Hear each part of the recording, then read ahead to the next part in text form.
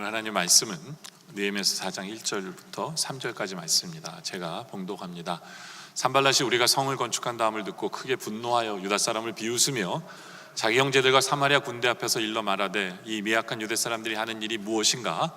스스로 견고하게 하려는가? 제사를 드리려는가? 하루의 일을 마치려는가?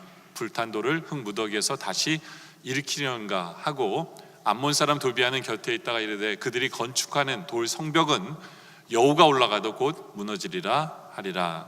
아멘. 오늘 여러분들과 느헤미야서 3장부터 6장까지의 말씀을 가지고 설교를 합니다. 왜냐하면 우리 유년주일학교 아이들이 4장부터 6장까지 오늘 설교를 그 본문을 가지고 설교를 듣는데요, 저는 3장부터 여러분들에게 6장까지 설교 본문을 가지고 말씀드립니다. 전체 3장부터 6장까지 모든 얘기를 다 하려고 하거든요. 그래서 좀 바쁘지만 그래도 필요하기 때문에 여러분들과 말씀을 나누기를 원합니다.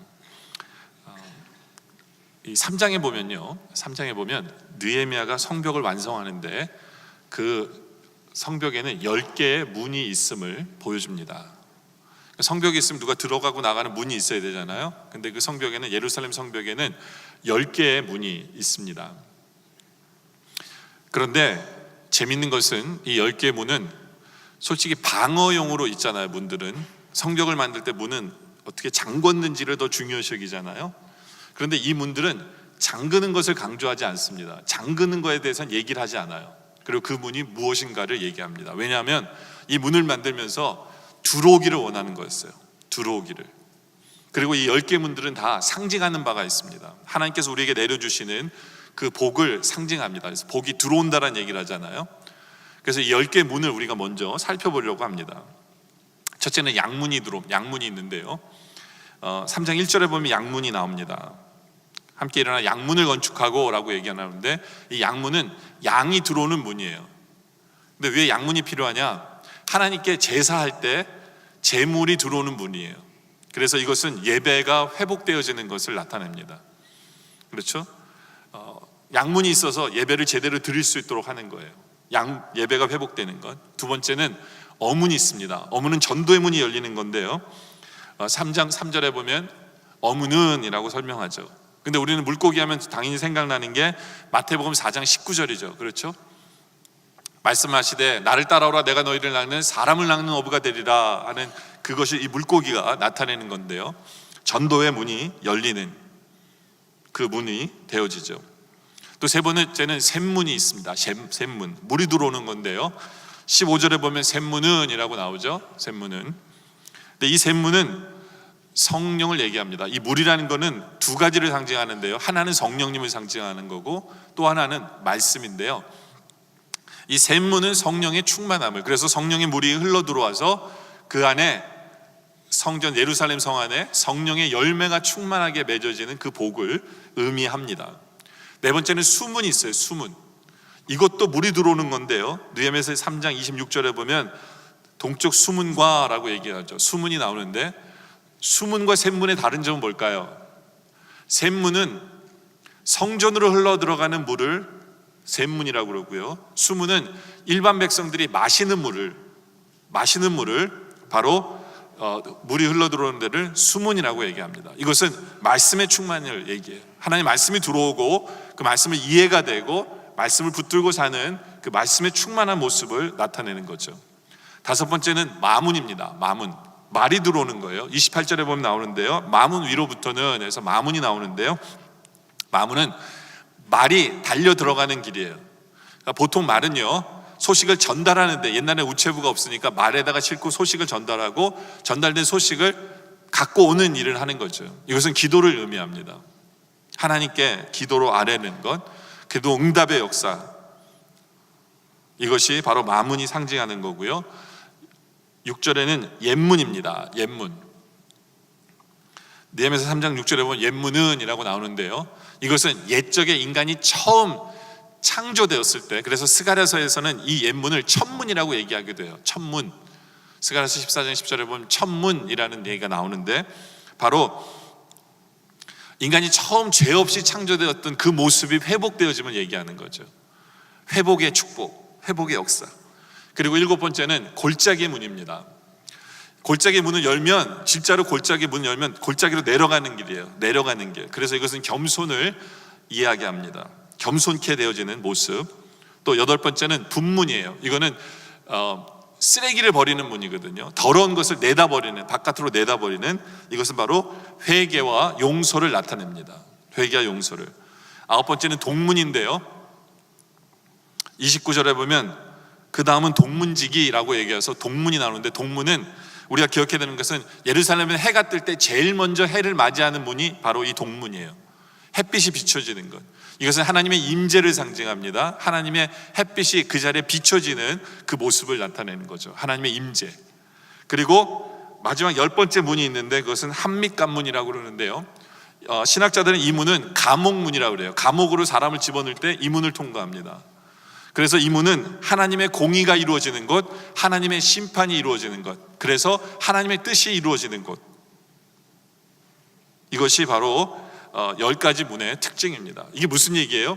느헤미야는 성벽을 건설하지만 하나님이 외부로부터 적들을 지켜주기 위해서 성벽을 건설하지만, 이 성벽은 지켜주는 의미를 넘어서 하나님이 우리에게 베푸실 놀라운 축복의 문들이 열리는 거예요.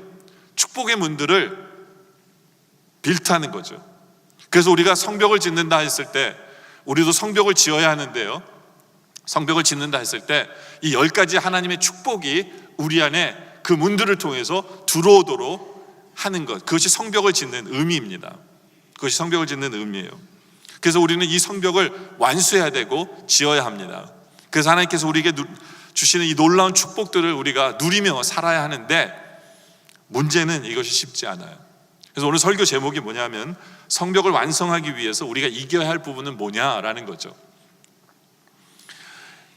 우리가 3장은 이제 문에 대해서 얘기 들었고요, 이제 4장에 가면 첫 번째 어려움을 겪습니다. 성벽을 계속해서 완성해 나가는데 첫 번째 어려움, 이것을 이겨야 되는데, 이 첫 번째 어려움은 어떤 어려움이냐면 외부로부터 침입을 당하려고 해요.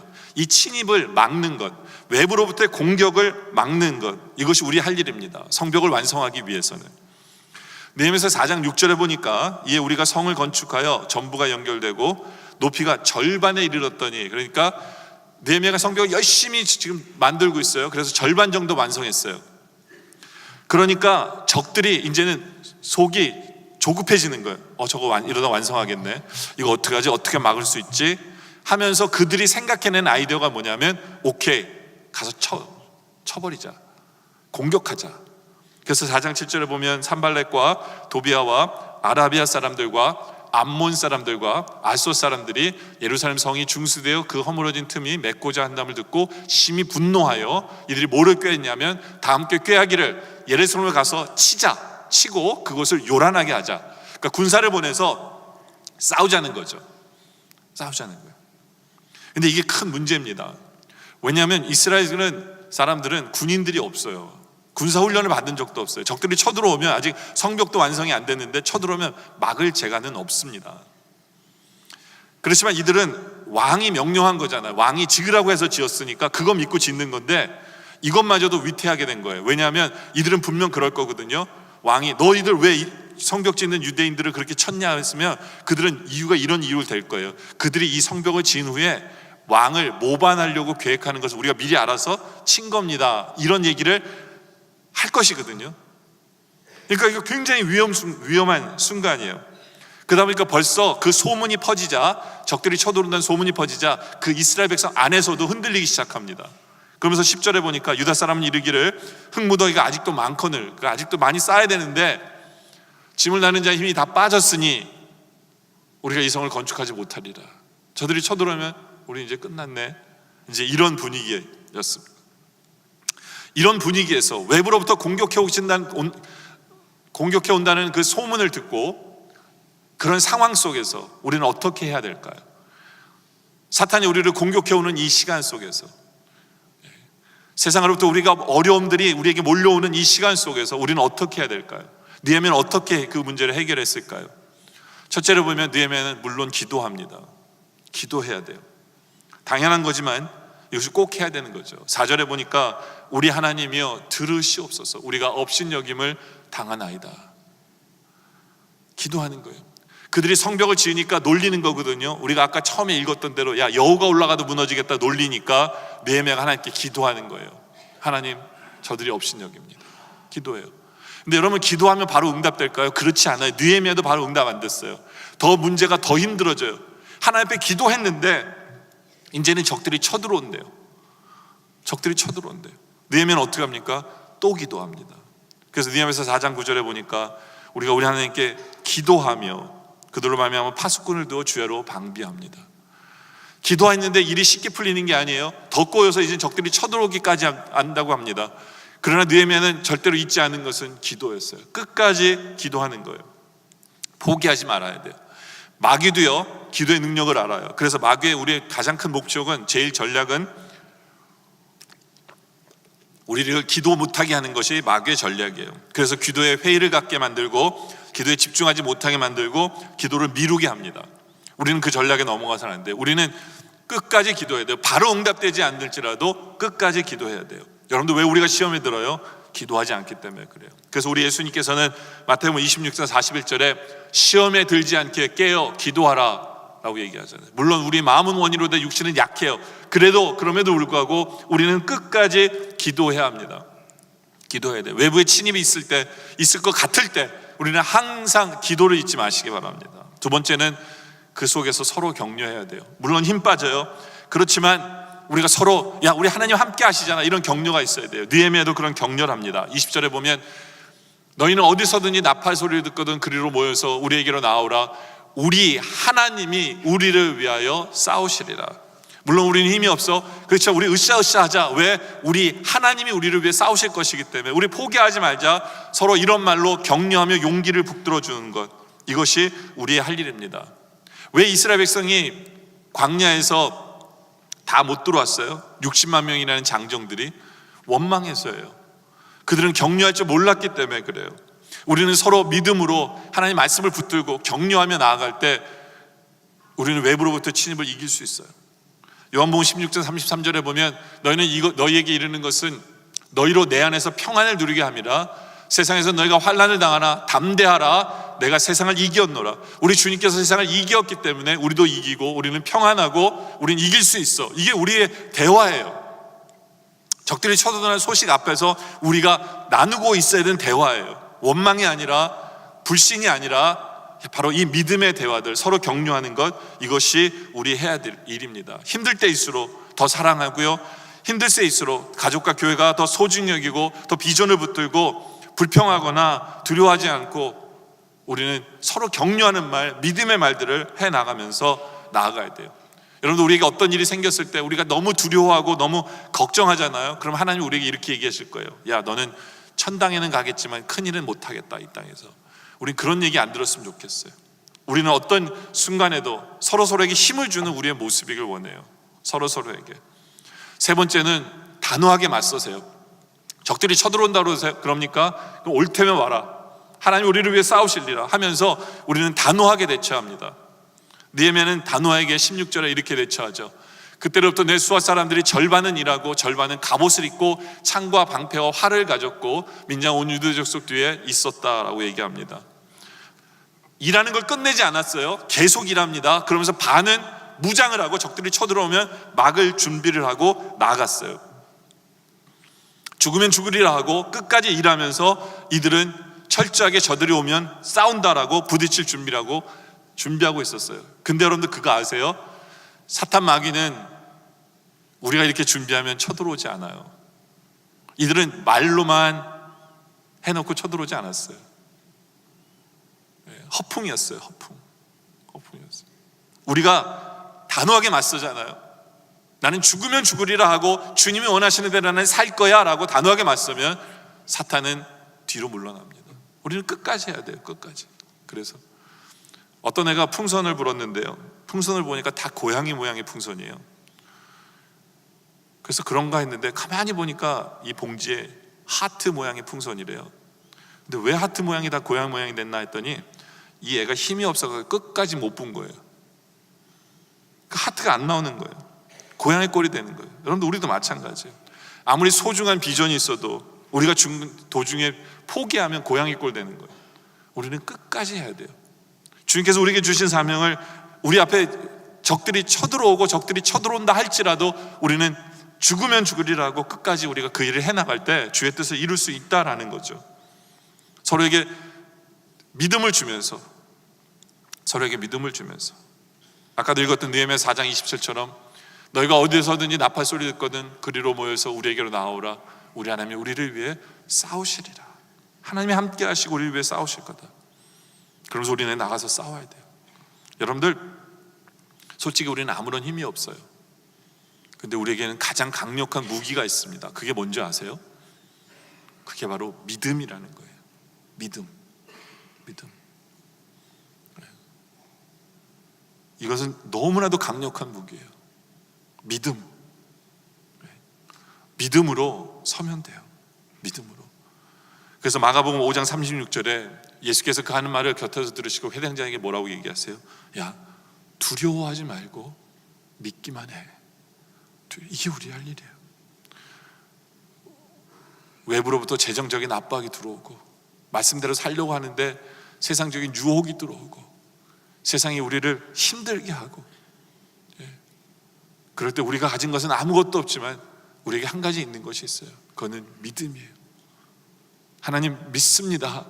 하나님 나와 함께 하시고 하나님 싸워주실 줄 믿습니다. 그것으로 우리 맞서 싸우면 돼요. 마태복음 17장 20절에 그런 말씀 하잖아요. 이르시되 너희 믿음이 작은 까닭이다. 진실로 너에게 이르노니 만일 너에게 믿음이 겨자씨 한 만한 한 알만큼만 있어도 이 산에 명하여 저리로 옮겨지라 하면 옮겨질 것이요 또 너희가 못할 것이 없으리라. 우리가 믿음이 있으면 못할 것이 없어요. 믿음으로 부딪히세요. 나는 못하지만 우리 하나님은 하신다. 안 된다고 포기하지 마시고 주님 믿고 시작합니다. 주님 믿고 다시 합니다. 이것이 우리의 모습이길 원해요. 우리의 믿음을 과소평가하지 마세요. 우리의 믿음은 대단한 거예요. 두 번째로는 이제 내부의 문제가 일어나면 어떻게 할까요? 이제 외부의 침입은 막았어요. 맞서 싸움으로 해서 막았어요. 근데 내부에서 5장에 가니까 내부에서 문제가 발생해요. 그 문제가 뭐냐? 5장 1절에 그때 백성들이 그의 아내와 함께 부르짖어 그들의 형제인 유다 사람을 원망합니다. 왜 원망하냐? 어떤 사람은 말하기를 우리가 우리 자녀가 많으니 양식을 얻어먹고 살아야겠다. 그 무슨 얘기냐면 먹을 게 떨어진 거예요. 흉년이 들어서 먹을 게 없는 거예요. 구걸하며 살아야 되겠대요. 어떤 사람은 3절에 말하기를 우리가 밭과 포도원을 집이라도 저당 잡히고 이 흉년에 곡식을 얻고자. 그러니까 고리대금업자한테 저당 잡히고 먹을 걸 얻기 위해서 이제 다 뺏겼다는 거예요. 내 집이고 밭이고 다 뺏긴다.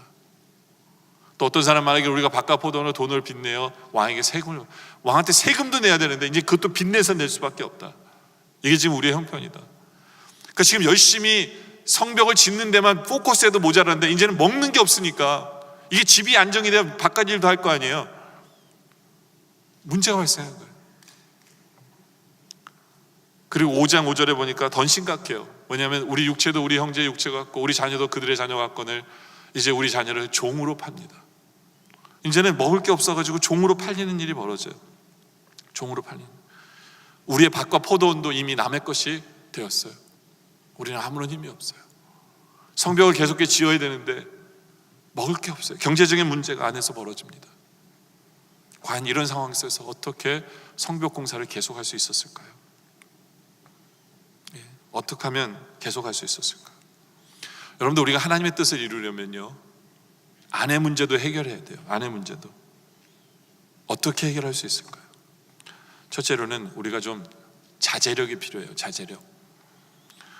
느헤미야서 5장 6절에 보니까 내 백성의 부르짖음과 이런 말을 듣고 크게 노하였으니, 느헤미야가 너무 화가 난 거예요. 너무 화가 났어요. 왜 화가 났냐면요, 종으로 파는 일을 하는 사람이 누구냐면 자기 같은 민족이 그랬어요. 그 당시에도 유대인들은요, 돈 많은 사람은 되게 많았어요. 근데 돈을 어떻게 벌었냐면 돈 빌려주고 높은 이자 받아가지고 그래서 돈을 벌었거든요. 그러니까 돈 먹을 게 없으니까 집을 저당 잡히고 빌렸는데 종까지 팔으라고 얘기하는 거예요 지금. 그러니까 느헤미야가 너무 화가 난 거예요. 총리니까 이들을 감옥에 쳐넣어. 이런 생각까지 하는 거예요. 그러나 느헤미야는 그러지 않았어요. 느헤미야가 5장 7절에 깊이 생각했어요. 깊이 생각했어요. 어떻게 할까? 그래서 결론 내린 게 뭐냐면 말로 그들에게 얘기하기로 한 거예요. 감옥에 넣은 게 아니라. 귀족들과 만장들을 꾸짖어 그들에게 이르기를 너희가 아끼 형제에게 높은 이자를 취하는도다. 이건 법을 어기는 게 아니냐, 이건 하나님의 법이 아니지 않느냐, 형제에게 이자 받을 수 없는 거 너희는 모르느냐, 이렇게 그들에게 가르치는 거예요. 그들에게 알게 하는 거예요. 여러분들, 우리가 불의나 죄를 보면서 그 분노를 지혜롭게 표출할 줄 알아야 돼요. 그게 자제력이에요. 잘못하다가 그걸 잘못 표출하면요, 모든 게 풍지박살나요.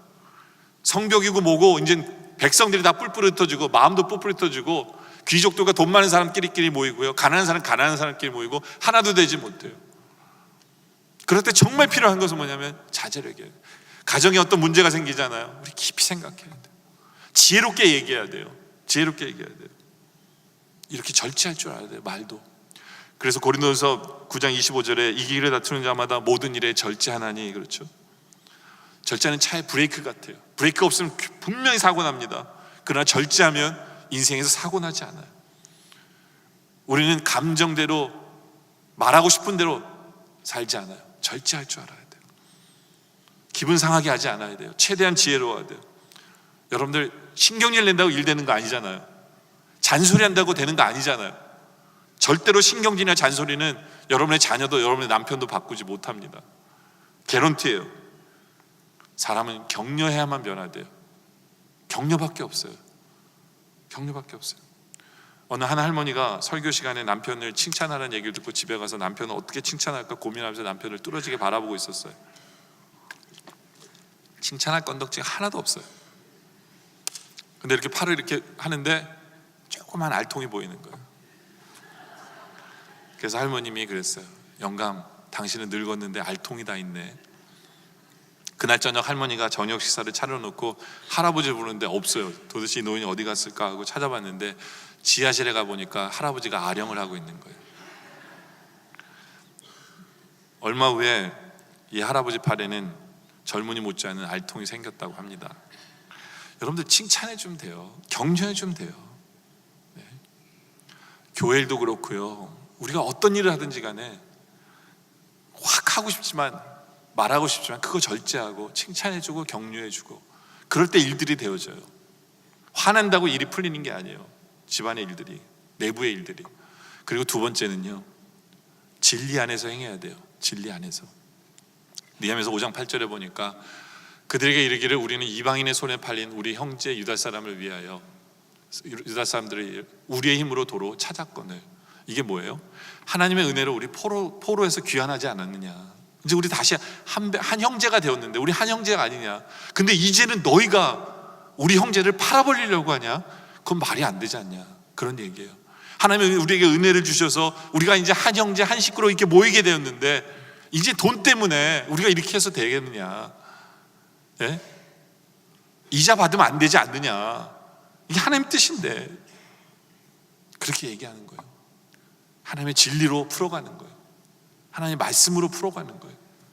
하나님의 은혜로 풀어가는 거예요. 이것이 우리의 모습이어야 돼요. 여러분들, 항상 모든 일에는 말씀으로 풀어가면 돼요. 말씀 속에 답이 있어요. 말씀 속에. 예. 물론 우리의 문제는 뭐냐면요, 늘 가르치는 사람만 가르치려고 그래요. 집안에서 어떤 문제가 벌어지면 그러니까 나중에는 말씀 인용하는 것도 꼴 보기가 싫은 거예요. 왜냐면 그 인간은 말씀대로 살지도 않으면서 꼭 말씀 더 많이 한다 그래서 말씀을 인용하는 저는 그런 얘기하는 게 아니에요. 정말 우리는 말씀대로 살아가고 있느냐. 말씀은 이미 우리 다 알잖아요. 예. 이제 말씀으로 풀어간다라는 그 생각으로 살아야 돼요. 고린도서 15장 1절에 보면요, 형제들은 너에게 전한 복음을 너에게 알게 하노니 이는 너희가 받은 것이요 또 그 가운데 선 것이라는 거죠. 그러니까 말씀대로 너희는 서 있다라는 거예요. 그래서 너희가 만일 내가 전한 그 말을 굳게 지키고 헛되이 믿지 아니하면 그로만 구원을 얻어요. 그러니까 하나님 주신 말씀대로 살면 거기에 구원이 있어요. 거기에 문제 해결이 벌어져요. 말씀대로 살면. 요한일서 3장 14절에도 이런 말씀이 있어요. 우리는 형제를 사랑함으로 사망에서 옮겨 사망으로 돌아간 줄 알거니와 사랑하지 아니한 자는 사망에 머물러 있어요. 말씀대로 산다는 것은 사랑하며 사는 거거든요. 근데 우리가 사랑하며 살잖아요. 그럼 거기에는 생명이 있어요. 거기는 문제가 해결돼요. 그럼 말씀대로 살지 않으면 거기는 사망이에요. 사망이에요. 여러분들 보세요. 이스라엘 백성들, 돈 많은 사람들, 지금 이자 놀이하고 있는 그 사람들요, 지금은 자기들이 이자 받아서 잘 먹고 잘 살 거라고 착각하죠. 아니에요. 성벽이 완성이 안 돼서 프로텍션이 없으면 그들의 재산도 하루아침에, 적들이 쳐들어오면 하루아침에 다 날아가요. 그걸 깨달아야 돼요. 사랑하고 섬기고 말씀대로 나누어주고 베풀고 이자 받지 않고 서로 도울 때 성벽이 완성돼야 그들의 재산도 프로텍트 되는 거예요. 말씀대로 풀어가는 거예요. 근데 기가 막힌 건요, 말씀대로 풀어가니까 모든 백성이 밥을 먹기 시작하고요, 모든 백성이 성벽을 짓고 있어요. 아무런 문제 없이. 그러니까 말씀대로 하면요, 도저히 답이 없을 것 같아도 그 말씀대로 살아가면 거기에 풀린다니까요. 풀리는 거예요. 그리고 먼저 말씀대로 누가 먼저 살았냐면 느헤미야가 살았어요. 느헤미야는 베푸는 사람이었어요. 이런 사람이 필요해요. 누군가 한 사람이 정말 본이 되면 희생하는 사람이 필요해요. 그게 느헤미야였어요. 느헤미야도 돈이 진짜 많은 사람이었거든요. 느헤미야는 어떻게 했느냐, 계속 베풀어요. 느헤미야서 5장 17절에 보니까요, 또 내상에는 유대 사람들과 민장을 150명이 있고요. 그러니까 매일 이 사람이 밥 먹을 때 총독이다 보니까 자기 밑에서 일하는 사람들 150명이 항상 같이 밥을 먹어요. 항상. 그 외에도 우리 주위에 있는 이방 족속 중에 우리에게 나온 자들이 있었어요. 그러니까 이게 150명 보다 훨씬 많은 사람이 늘 같이 밥을 먹어요. 그래서 매일 나를 위해서 뭐예요? 소 한 마리와 살찐 양 6마리를 준비하고요, 닭도 많이 준비해요. 이게 매일매일 한 끼에 들어가는 거예요. 소 한 마리랑 양 6마리고 닭도 많이. 그리고 열흘에 한 번씩은 꼭 포도주를 줘요. 귀한 포도주와 같이 먹는 거예요. 근데 느헤미야가 정부 돈으로 그랬을까요? 나라 돈으로? 아니에요. 느헤미야는 비록 이같이 하였을지라도 내가 총독의 녹을 요구하지 않았어요. 느헤미야는 12년 동안 그 나라의 총독이었는데요, 12년 동안 한 번도 총독으로 받아야 될 월급을 한 번도 안 받았어요. 그리고 자기 돈으로 늘 베풀었어요. 늘 계속해서 베풀었어요. 그러니까 이렇게 베푸는 사람이다 보니까 그 부자들에게 이자 받는 사람, 너는 이자 받으면 안 돼, 이 말이 먹히는 거예요. 사랑으로 사랑할 줄 아니까.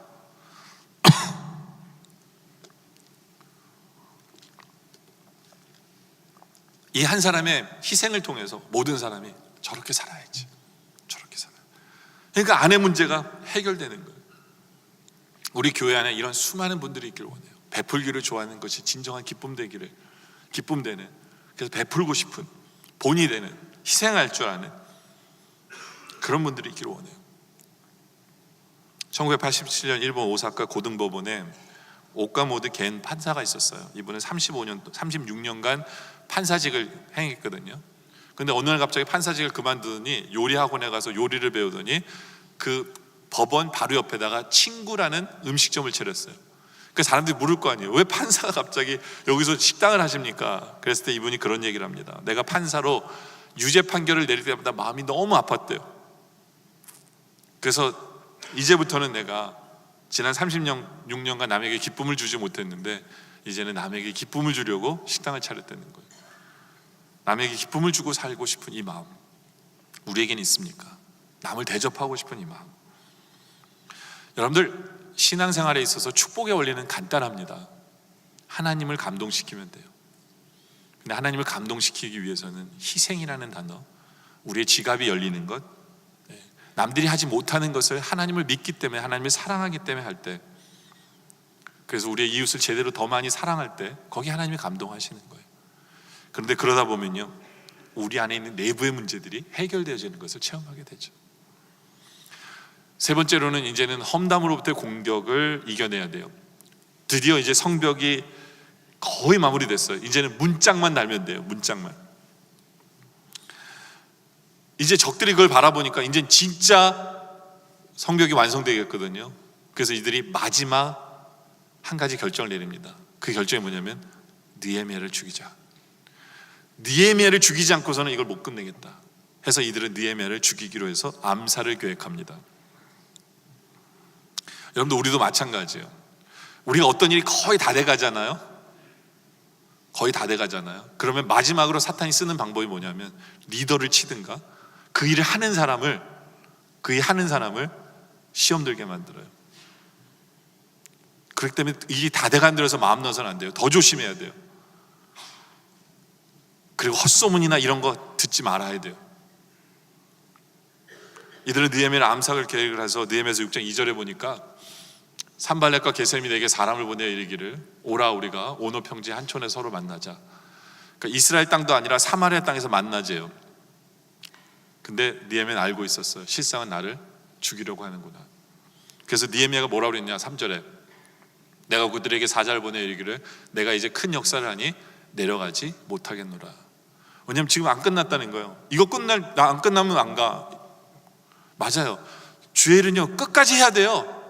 중간에 어디 가서 자랑하려고 하고 이런 거 안 돼요. 끝까지 해야 돼요. 그래서 NO 한 거예요. 그랬더니 그들이 6장 4절에 그들이 4번이나 이같이 내게 사람을 보내요. 나는 꼭 그리고 4번이나 죽이려고 한 거예요. 근데 똑같이 대답해서 난 못 가. 난 일 끝내고 할 거예요. 끝낼 거예요. 그랬더니 이들이 두 번째 계획을 세우죠. 그게 뭐냐면 유언비어예요. 유언비어.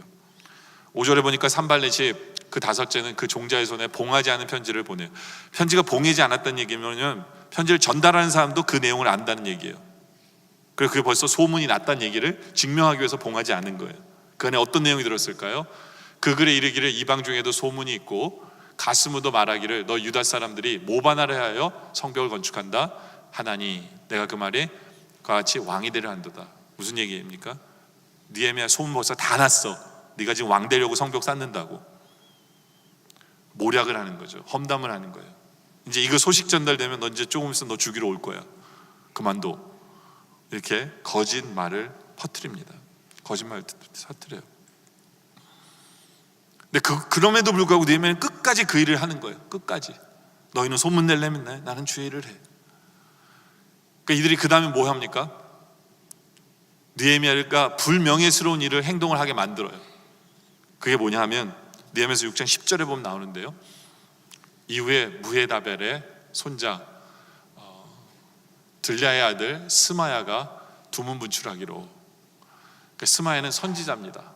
선지자가 느헤미야를 찾아온 거예요. 이렇게 막 떨면서 느헤미야를 찾아와서 내가 그 집에 가니 그가 이르기를 그들이 너를 죽이러 올 터이니 느헤미야 지금 암살단이 벌써 결정이 됐어. 지금 너 죽이러 오니까 빨리 숨어. 그래서 어디로 숨느냐? 하나님의 전으로 빨리 숨어. 네. 그래서 성전에 숨고 문을 닫아버려. 아무도 못 들어오게. 안 그럼 넌 오늘 밤에 죽어 라고 얘기한 거예요. 이게 무슨 얘기예요?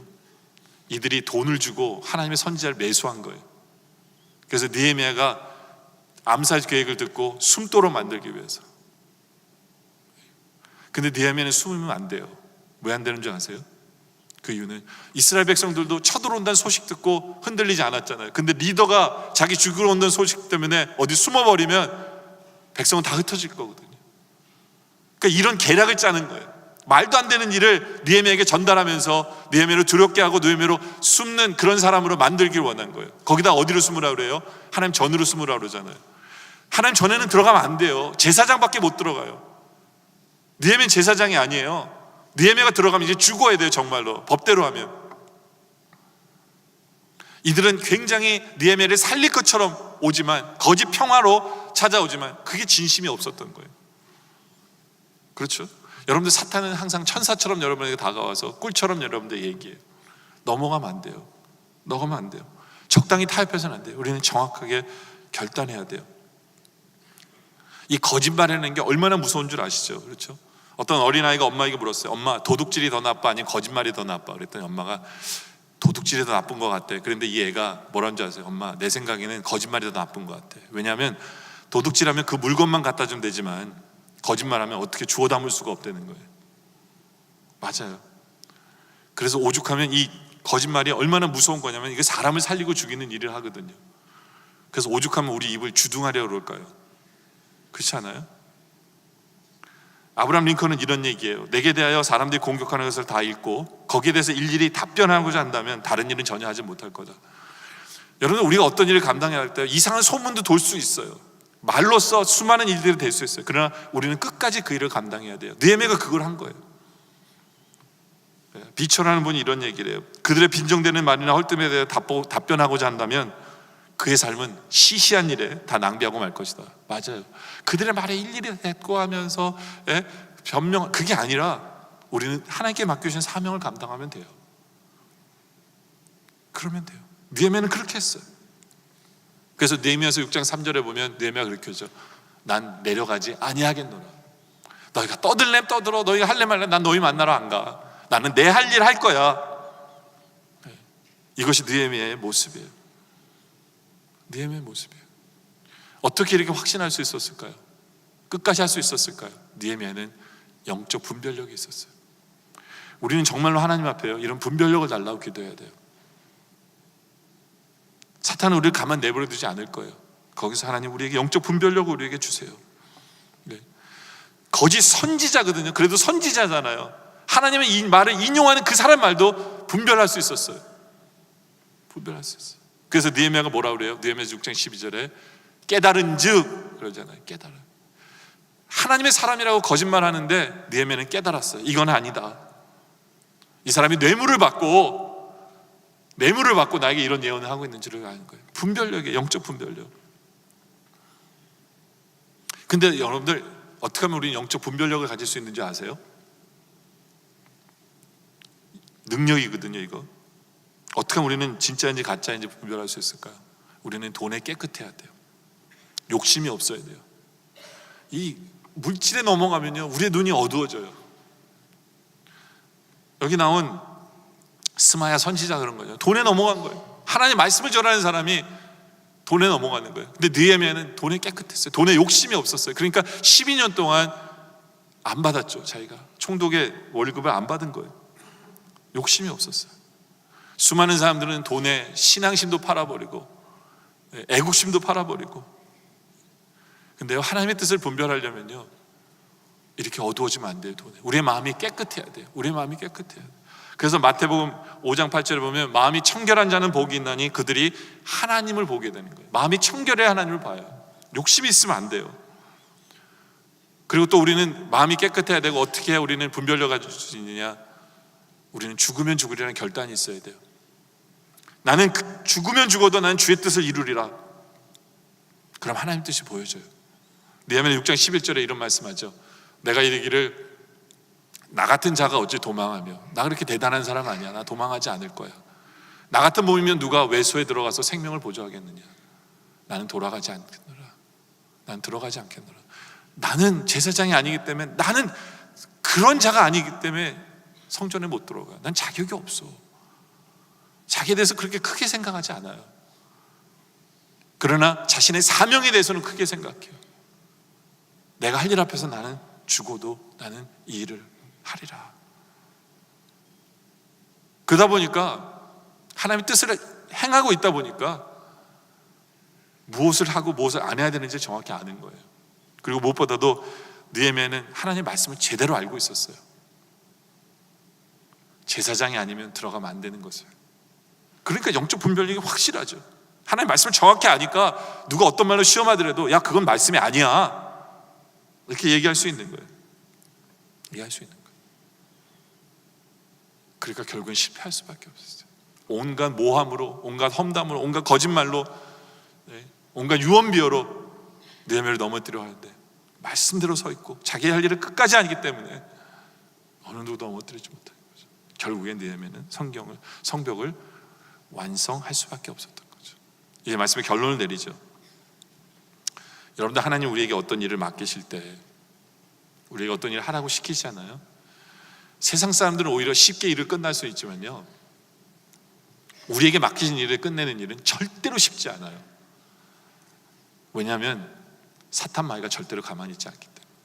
왜냐하면 그게 완성이 되면 그거를 통해서 누릴 복이 너무나 엄청난 것을 마귀도 알기 때문에 못하게 말릴 거라는 거죠. 외부에 적들을 보내면 말미암아 너 죽을 줄 알아 뭐 이러면서 말릴 거거든요.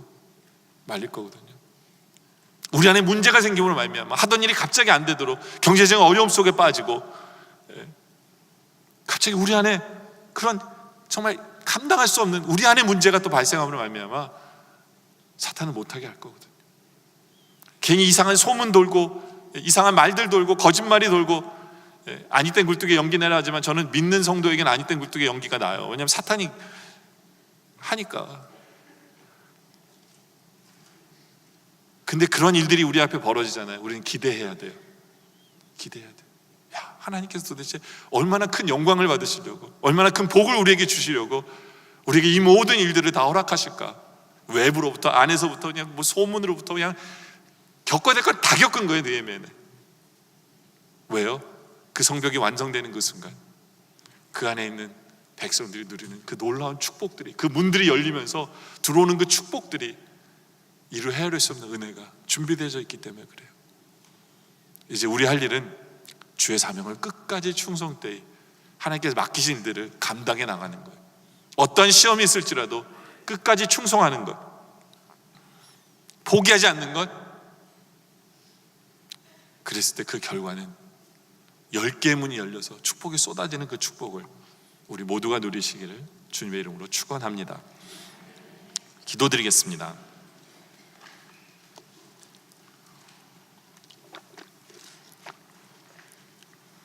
아버지 하나님, 주님을 섬긴다는 것이, 또 주님의 뜻을 감당하고 충성한다는 것이 절대로 쉽지 않은 것임을 우리는 봅니다. 사탄마귀가 더 열심히 우리를 힘들게 할지라도 우리는 이제 더 기대하게 하여 주시옵소서. 외부로부터 우리에게 침입이 있을 때 끊임없이 기도하게 하여 주시옵소서. 서로 하나 되게 하시고 격려하게 하여 주시고 맞서 싸우게 하여 주시옵소서. 그래야 사탄마귀가 물러남을 보게 하여 주시옵소서. 우리 안에 내부에 문제가 있을 때 서로 화내거나 하지 않고 자제력을 가지고 절제할 줄 알고 말씀대로 서도록 노력하며 내가 먼저 희생하고 내가 먼저 베풀며 내가 먼저 사랑함으로 말미암아 하나님께서 그 문제도 자연스럽게 해결됨을 보게 하여 주시옵소서. 헛소문이 퍼지고 험담들이 오가는 그러한 상황 속에서도 우리 할 일을 끝까지 하게 하시고 영적 분별력이 있어 하나님 말씀대로 우리가 죽으면 죽으리라 하며 끝까지 그 일을 감당해 나감으로 말미암아 드디어 하나님께서 우리에게 맡기신 그 성벽을, 그 사명을 감당하게 하여 주시옵소서. 그래 그 10개의 문을 통해서 우리에게 주시는 그 놀라운 축복을 우리 모두가 누리게 하여 주시옵소서.